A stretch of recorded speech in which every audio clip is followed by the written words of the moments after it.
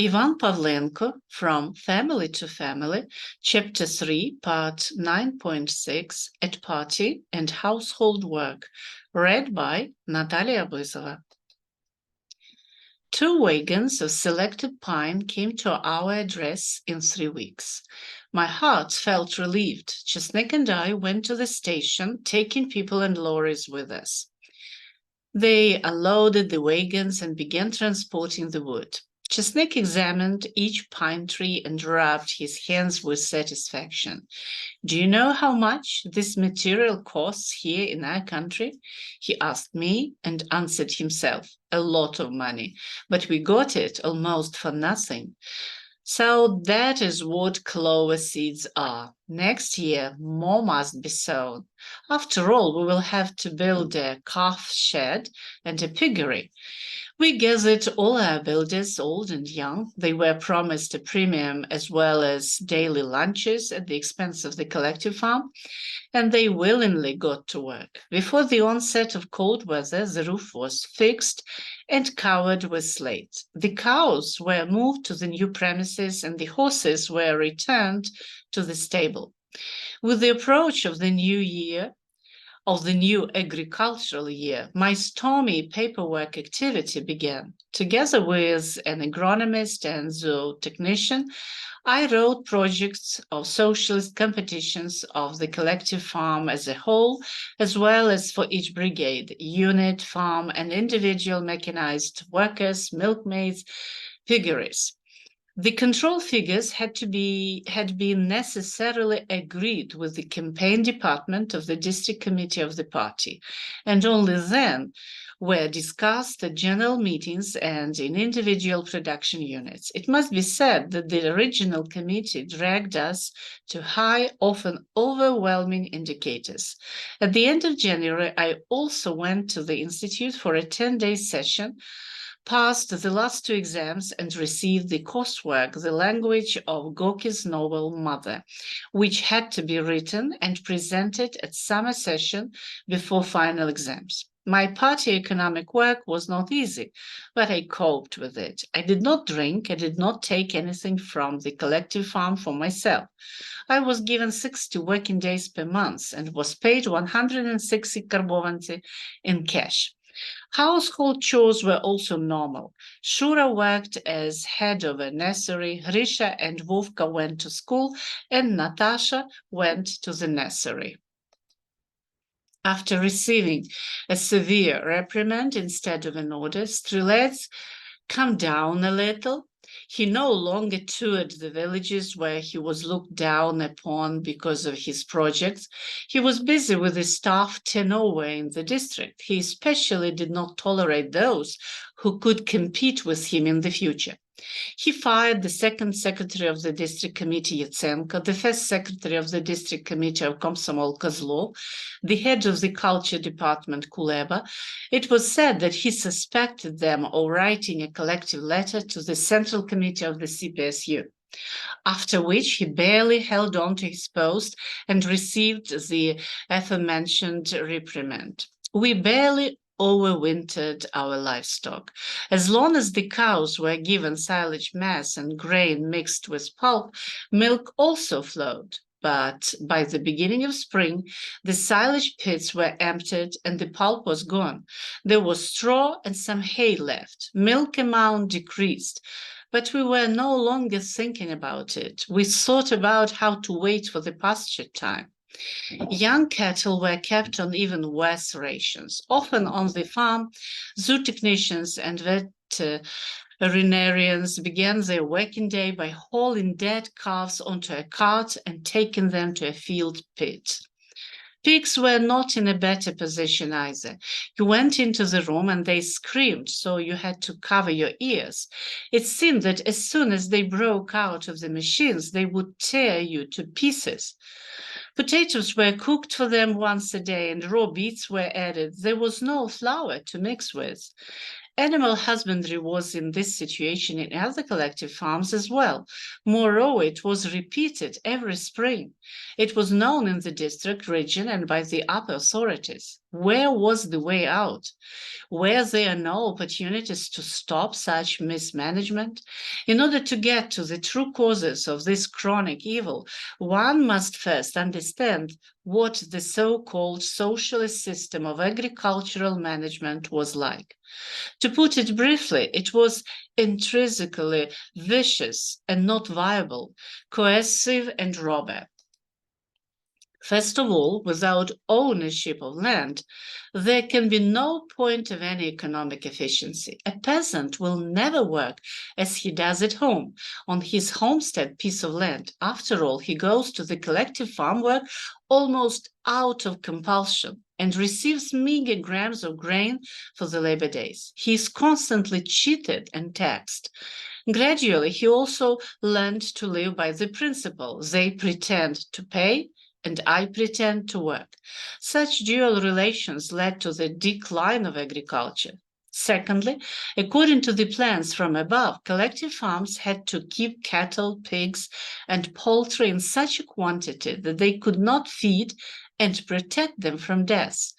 There was not enough fodder. Almost all grain, potatoes, and beets were compulsorily sold to the state at ridiculous prices. All that remained was straw, hay, silage, and some root crops and non-standard potatoes. While the sugar factory was working, it was still possible to get pulp for the beets. Sadly, the socialist system of planning and reporting gave rise to ostentation and careerism at all levels. Party apparatchiks, having unlimited power, used it rudely, resorted to adventures, caring not so much about strengthening of collective farms, but for their own well-being. In autumn, we were forced to buy calves from people and put them on overcrowded farms so that at the end of the year, the district could report to the region about new successes in the reproduction of livestock. And in the spring, the fall of the young was transferred to negligent owners who were reprimanded, expelled from the party, and thus the appearance of a struggle for the further development of agriculture was created. It was very difficult to work in such conditions, and not so much physical as morally. There was always a threat from your superiors hanging over you. Sometimes you didn't stick to the schedule of this or that work. Then the milk yields decreased, then the fall of the young did not stop, and then you would be called to the office of the district committee, and there they would impose a party fine. It was also bitter to fill the gap that separated you from your fellow villagers. You would like to do them well, but you can't or you couldn't. They looked at you with mistrust and hostility because you were forced to defend, first of all, state interest, which did not always coincide with human interests.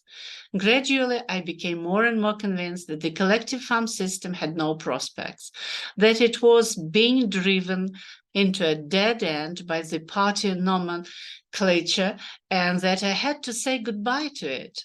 The year of my stay at the party and household work was coming to an end. Spring had come, field work was in full swing. The grass turned green and all the cattle went out to pasture. Together with nature, human hopes for a better future were revived. I also thought about my future fate. I decided to take a 2-month vacation to write a term paper and prepare for final exams. I earned 1 month of vacation, and I planned to take the second at my own expense, since the collective fund did not pay me for sessional trips to the institute, because my studies were not related to agriculture. So, both in the editorial office and on the collective farm, I was a priest from another parish. My tiring duties in various organizations and institutions took too long. They were difficult, exhausting, and hopeless. For example, I could have been a good editor of a district newspaper based on my inclination and abilities, but that was the nomenclature of the regional party committees, to which I did not fit with my past. Moreover, the road to the party borders was close to me. That is why the decision to switch to a specialty job was actual. For this, It was necessary to overcome the last step, to pass exams and receive a diploma.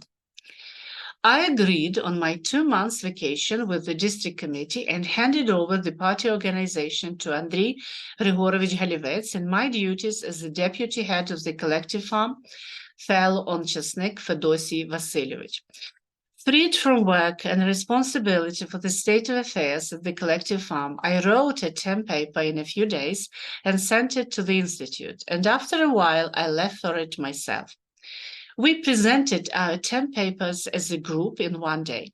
Our opponents were the head of the department, Ivanov, as well as teachers Kulinich and Krasilnik. Each of us was given 5 minutes for a brief justification of our topic and a few minutes for answering questions. There were funny curiosities. Some students could not explain in their own words what they had written, or rather copied from pedagogical journals. Therefore, the main rating was a 3. I wrote the work myself and managed to concisely and accurately convey its content and received a 4. And then it was time for exams. It was necessary to pass the history of the CPSU, the Russian language and literature, and pedagogy. The state commission was headed by a representative of the Ministry of Higher Education. It also included 2 teachers from our institute, one of whom directly took the exam, while the others listened and occasionally asked questions. I was the only applicant in the group for a diploma with honors. In my record book, there were 5s in almost all subjects, but it was also necessary to pass the final exams with excellence, and I diligently prepared for each of them. I passed the history of the CPSU with a 5 easily. And the second exam, the Russian language, was taken by the teacher Valinchikova, who had not taught me and did not know me. I answered, as always, calmly and confidently, but why she gave me a 4, I still can't understand. Maybe because of tradition, that it was not possible to give an absentee student more just because he was an absentee student. It was an old woman with a dry face. It was said that she did not hear well. But at the next exam in Russian literature, I made sure that she could hear. The exam was taken by my former teacher, Krasilnik. I presented Mayakovsky's poem Lenin. I knew a few passages from it by heart and quoted them well. The members of the commission looked at me and nodded their heads approvingly. I noticed something similar on Gobsek's face. At the end, the chairman of the commission, announcing the grades, noted mine as one of the best answers, calling it brilliant. I also passed pedagogy with an excellent mark. Of course, it was unpleasant to the soul. 5 years I studied with bright colors, and at the end, a chimera took away my right to a diploma with honors. On the second day, in a solemn atmosphere, the deputy director of the Institute for Correspondence Part, Bondar, congratulated us on receiving higher education and presented diplomas. I left for home the same day without any desire to stay in my blue mood at the prom.